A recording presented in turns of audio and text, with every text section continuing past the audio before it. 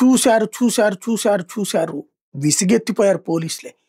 ఒక రౌడీలాగా, ఒక రాక్షసుల్లాగా, ఒక అహంకారంతో, ఒక అధికార బలంతో, అధికార మదంతో ఇష్టం వచ్చినట్టు మాట్లాడే జేసీ ప్రభాకర్ రెడ్డి. ఆయన ఏదో ఆకాశం నుంచి ఊడిపడ్డటువంటి హిట్లర్ లాగా బిహేవ్ చేస్తుంటాడు. ఎవడేం చేయాలో ఆయనే డిసైడ్ చేస్తాడు. ఎవరు ఎలా బ్రతకాలో ఆయనే డిసైడ్ చేస్తాడు. పోలీసులనైనా తిడతాడు, మున్సిపాలిటీ వాళ్ళనైనా తిడతాడు, ప్రభుత్వ ఉద్యోగులనైనా తిడతాడు, ఏ పార్టీ వాళ్ళనైనా తిడతాడు, సొంత పార్టీ వాళ్ళనైనా తిడతాడు. చికాకు పడ్డారు, అర్థం చేసుకోమని చెప్పారు, అయినా వినలా. ప్రభుత్వం ఏమో ఏం చేయాలో వాళ్ళకి హింట్ ఇవ్వాల. ఇప్పుడు ఇచ్చిందేమో తెలియదు.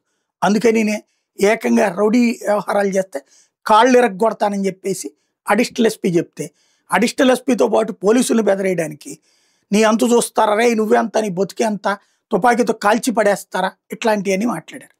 ఎస్పీ స్పందించారు, పోలీసు అధికారుల సంఘం స్పందించింది. ఏం మాట్లాడుతున్నావు నువ్వు, క్షమాపణ చెప్పది పోలీసు అధికారుల సంఘం, న్యాయపరంగా చర్యలు తీసుకుంటామంటూ ఎస్పీ ప్రకటించారు. నిన్న పోలీసులు కన్నెర్ర చేస్తే ఎట్లుంటుందో, వాళ్ళు అవమానిస్తే ఎట్లుంటుందో జేసీకి అర్థమైంది.